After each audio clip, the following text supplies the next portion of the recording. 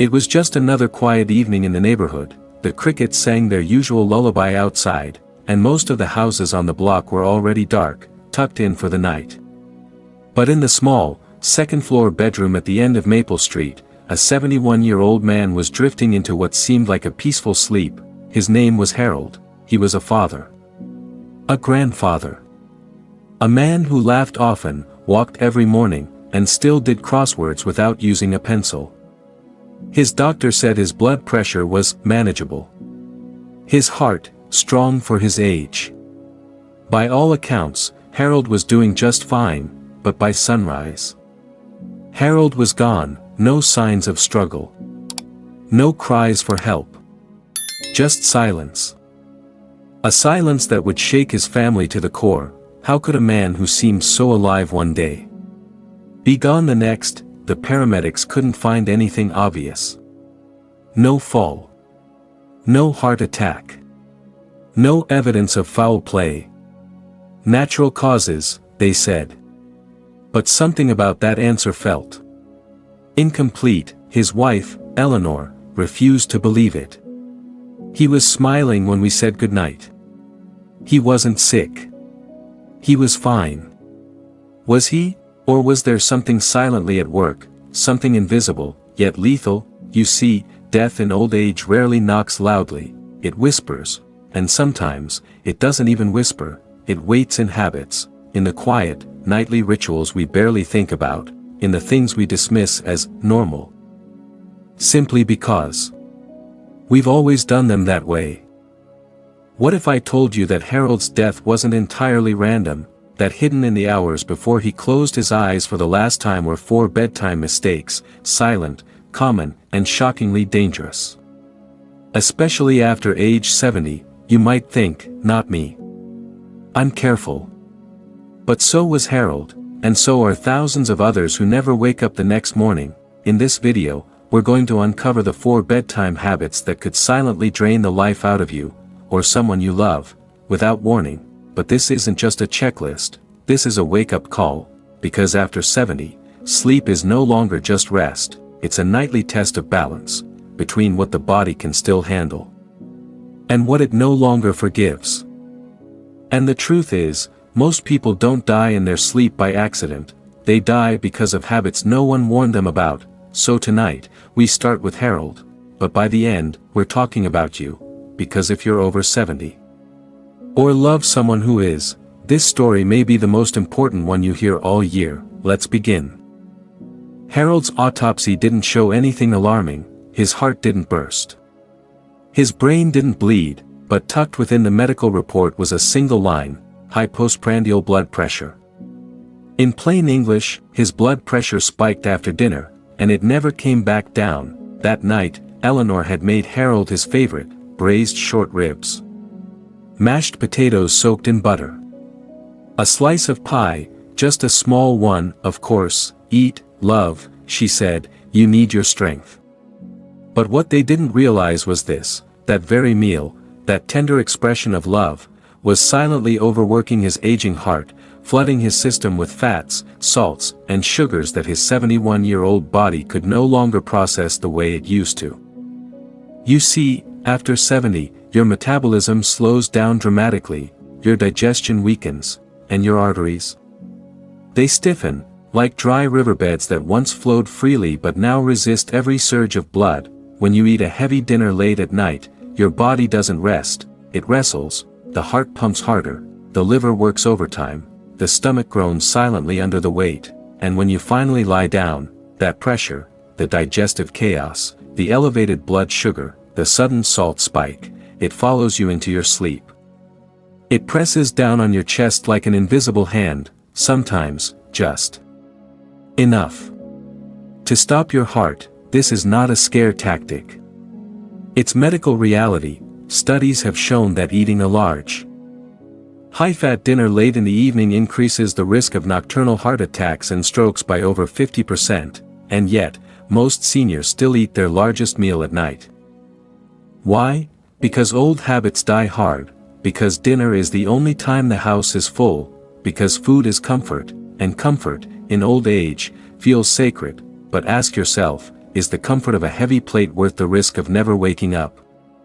Because Harold didn't die because of one meal, he died because of a pattern no one questioned, a pattern built on love, but blind to the consequences. And the sad part, this mistake is so easy to fix. Start eating your heaviest meal earlier in the day, before 3 p.m. if possible. Let dinner be light, warm, and gentle. Soups, steamed vegetables, a bit of fish, make digestion effortless. Let the body wind down, not wind up. It's not about starving. It's about honoring the truth, that the older you get, the more you must treat your body like a temple, not a trash bin for late-night indulgence. A wise monk once said, "What you eat after sunset, you carry into your dreams." Feed the soul, not just the stomach. And if Harold had known that, maybe, just maybe, he'd still be here, because dinner isn't just about food anymore. After 70, dinner is a decision between peace and pressure. Between waking up and never waking again. It was 10:42 p.m., Harold was in bed, but not asleep. Like many nights before, he lay on his back, eyes fixed on the screen in his hand. A soft, ghostly glow lit his face, the cold blue light of his phone. Eleanor had already turned over, but Harold? He was still scrolling. He said it helped him relax, catch up on the news. Watch a video. See what the grandkids posted. It helps me wind down, he would say, but the truth, it was winding him up. You see, the human body isn't wired for artificial midnight suns, and that's exactly what screens are: phones, tablets, televisions. They emit high-frequency blue light, the same spectrum your brain interprets as daylight, and when blue light hits your eyes after dark, it confuses the body. It tells your brain, it's still daytime. Stay awake. Stay alert. So while you think you're relaxing, your brain is doing the opposite. It's blocking melatonin, it's tightening your blood vessels, it's raising your cortisol levels, the stress hormone that should be at its lowest during the night.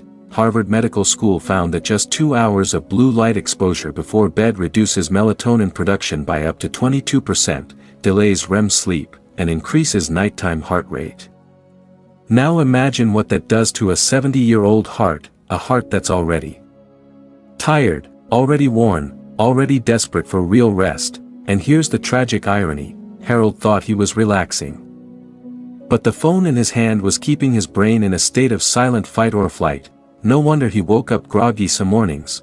No wonder his blood pressure crept up during the night. No wonder his dreams became shorter, more fragmented, until one night, they stopped entirely. But this isn't just about phones, it's the television left on for background noise, the iPad game that helps with memory, the bedside lamp that stays on just in case. Each one, a thief, not loud, not violent, but persistent. They don't steal your life, they steal your sleep, which, in old age, is the same thing.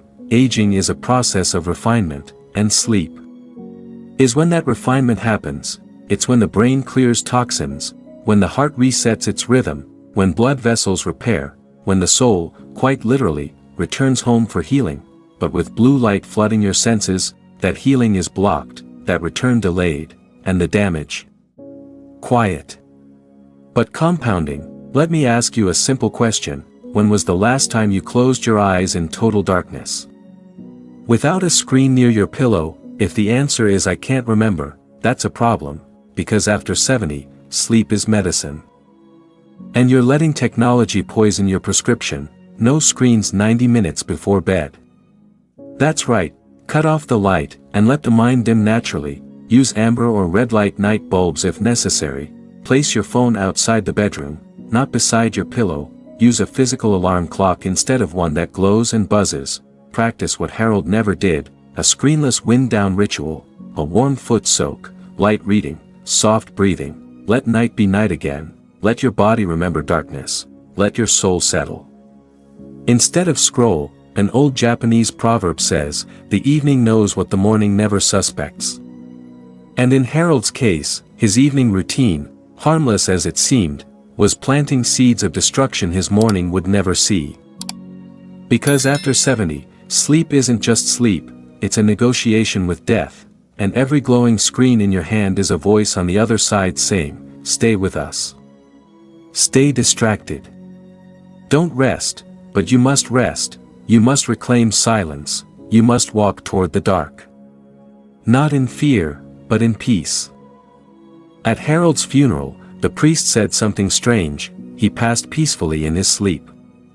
But Eleanor, his wife of 46 years, knew it wasn't true peace. She had heard his breathing the night before. It wasn't calm, it was shallow.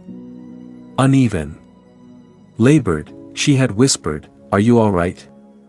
He didn't answer, and she, exhausted from caregiving, drifted back to sleep. By morning, Harold was gone, no struggle, no alarm, just silence. But what no one told Eleanor, what she didn't know to even ask, was this: sometimes, the thing that kills you in your sleep is the very air you breathe. It wasn't a heart attack, not exactly, it was a slow suffocation, not from a pillow. Not from some choking hazard, but from toxic bedroom air, invisible, odorless, and tragically common after age 70. As we age, our lungs lose elasticity, our breathing becomes shallower, our oxygen absorption drops, and any disturbance in air quality, even mild, can trigger nocturnal hypoxia, a silent drop in oxygen that weakens the heart, clouds the brain, and in vulnerable seniors, stops the breath entirely. And what causes this poor air? Not smoke, not carbon monoxide, but everyday things: a closed window, a dusty ceiling fan, mold trapped in the air conditioner, detergents and air fresheners with synthetic chemicals, even the mattress, harboring mites, allergens. Microscopic fungi. Every inhale becomes a burden, a microscopic war your aging lungs can no longer win. In a study published in the journal Environmental Health Perspectives, elderly individuals exposed to elevated indoor particulate matter, even at normal household levels, had 34% higher risk of stroke, 27% increased nighttime arrhythmias, and most frightening, greater likelihood of sudden cardiac arrest during sleep. So yes, Harold died in his sleep. But the question is, what was in his sleep, what was in the air around him, whispering death with each unconscious breath?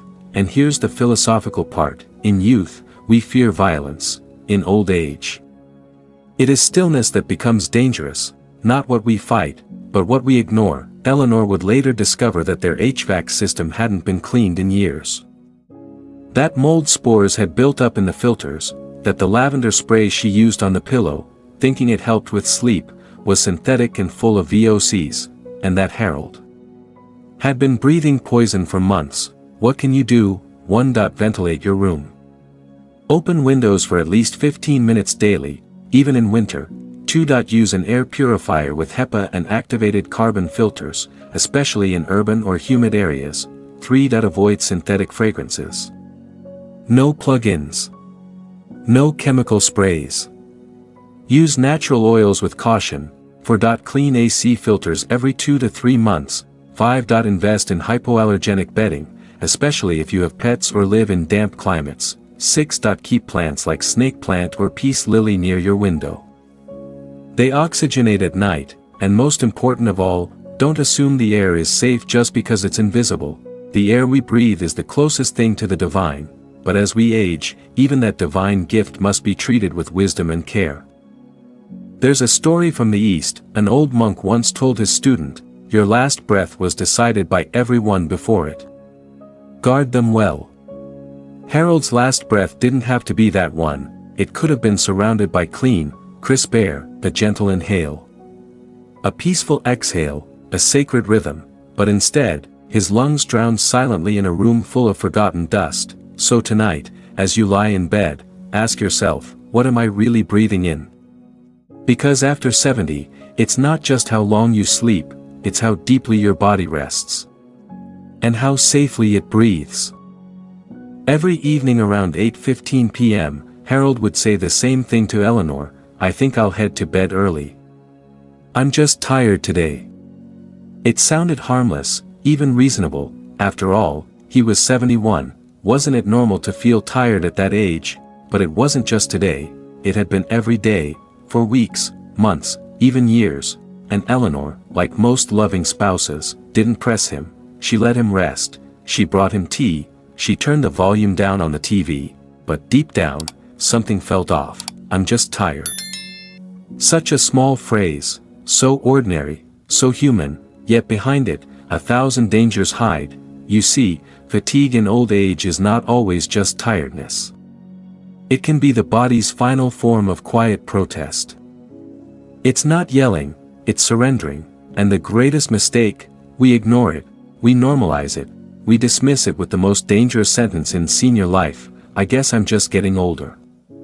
But fatigue, especially chronic evening fatigue, can mean heart failure in its earliest form, silent diabetes creeping in, unstable blood pressure episodes, low nighttime oxygen saturation, mild cognitive impairment beginning its quiet climb, or simply undernourished cells crying out for help. In his final year, Harold's sleep had changed. He would nod off in his chair after dinner, then wake at 2:30 a.m. to use the bathroom, then toss.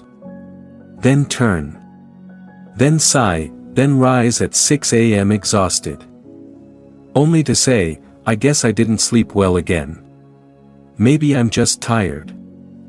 But what he didn't realize, was that his heart wasn't resetting, his brain wasn't restoring, his mitochondria, the engines of his cells, were burning out. What Harold thought was normal for 71, that was actually a decline he had accepted as natural. At this age, fatigue is rarely just fatigue. It is an alert. The body becomes highly sensitive to nutrient deficiencies, like B12, magnesium, CoQ10, vitamin D, poor sleep quality due to undiagnosed apnea, medications that suppress natural rhythms, poor blood flow and microcirculation at night, emotional depletion from loneliness or depression, and the scariest part, most seniors don't complain, they just say, I'm fine. Just tired. Doctors often miss things in older adults, because symptoms are subtle, no chest pain, just fatigue, no memory issues, just a little forgetfulness. No depression, just I don't enjoy things like I used to. The aging body doesn't scream, it murmurs, and then, one night, it stops. Eleanor would later recall that Harold had skipped his evening walk for weeks, that he had started eating less, that he stopped playing chess with his grandson, each time, saying, maybe tomorrow. I'm just tired. But tomorrow never came. Ask yourself, or your loved one, these 5 truth questions. 1. Has your energy dropped significantly over the last month? 2. Are you sleeping more but feeling worse? 3. Are you avoiding activities you once loved? 4. Do you feel tired even after eating or resting? 5. Are you out of breath quicker than usual during basic tasks? If yes to 2 or more, it's time for investigation. Blood tests. Heart rhythm analysis. Sleep studies, even nutrient and hormone panels. Don't wait for a crisis, catch the whisper. Before the silence, I'm just tired is often the body's way of saying, I can no longer carry what you've ignored. Elderly wisdom is not about enduring pain, it's about knowing when a small signal is a sacred warning. Harold thought he was being tough, but in truth, he was hiding behind a lie passed from generation to generation. How to fight fatigue at its root: ensure deep, dark, uninterrupted sleep, eat protein-rich dinners that repair instead of spike insulin, supplement smartly, CoQ10, B12, omega-3, magnesium glycinate, consult your doctor. Light movement after sunset, not exercise, just circulation. Emotional care, a call, a journal, a small moment of purpose before bed, and most of all, speak truthfully to yourself. I'm just tired should never be the end of the sentence. Ask what your body is trying to say, before it's too late to listen, because in the final hours, as Harold's breathing faded, he wasn't tired, he was failing, silently, softly, and no one saw it coming. Don't confuse exhaustion with aging, your body is wiser than you think. Listen. Investigate. Intervene, and don't ever, settle for I'm just tired. The silence before dawn is sacred, but for some, it becomes fatal. When the body of 71-year-old Harold was found just after sunrise, there were no signs of struggle, no pain, no alarm. He had simply Not woken up, a peaceful death, many said, but behind that calm face, behind the still body, was a storm that had brewed for months, invisible, unnoticed, and the greatest tragedy, his death was not random, it was built by habits. In thousands of elderly case studies, a strange pattern appears. Those who die in their sleep almost always had warning signs in the evenings prior, but they weren't dramatic, they were rituals, things done out of habit, done in silence, repeated for years. Let's look at them. Not with fear, but with respect, and with the courage to change, the 4 deadly evening patterns that slowly prepare the body for failure. 1. The heavy late-night meal. Harold had a nightly ritual. After the evening news, he'd enjoy a plate of fried leftovers and a cold glass of soda. It gave him comfort, a sense of reward, but it also spiked his blood sugar. Just before sleep, and while he lay still, his pancreas worked overtime, insulin flooded his bloodstream, his heart rate never dropped, his body never entered deep sleep mode, his arteries remained inflamed. Night after night, this habit weakened his internal rhythm, like a violin string slowly unwinding. 2. Sedation over restoration. The pill problem. Harold had occasional trouble falling asleep, so his doctor prescribed a common sleep aid. It worked, at first, but what Harold didn't know was that most sleep medications for the elderly suppressed deep REM sleep. Lower respiratory drive, flattened heart rate variability, increased the risk of nocturnal arrhythmia. That night, his breathing grew shallow, his brain didn't receive enough oxygen, a tiny electrical glitch in his heart, a glitch that could have been corrected with better rhythms, was now fatal. 3. Artificial light and the death of melatonin. Each night, Harold scrolled on his tablet in bed. The blue light told his brain, it's daytime. So melatonin production was delayed, his body's repair hormones were suppressed, his inflammation remained elevated, his cortisol stayed active. He thought he was relaxing, but inside, his system was still in daylight stress mode. The body doesn't repair in stress mode. It breaks. 4. The final isolation, loneliness before sleep, perhaps the most invisible factor of all. Harold stopped having meaningful conversations in the evenings, his wife would go to bed early, the house would go quiet, and though surrounded by furniture and photos and the ticking clock, his soul was alone, and loneliness is no small thing. In older adults, loneliness increases risk of death by 26%. Even without any medical condition, it raises inflammation, suppresses immunity, disrupts sleep, weakens heart rhythms. The heart, like any other muscle, needs a reason to beat. Without connection, its will to fight weakens. You may ask, how does it happen? What actually goes wrong?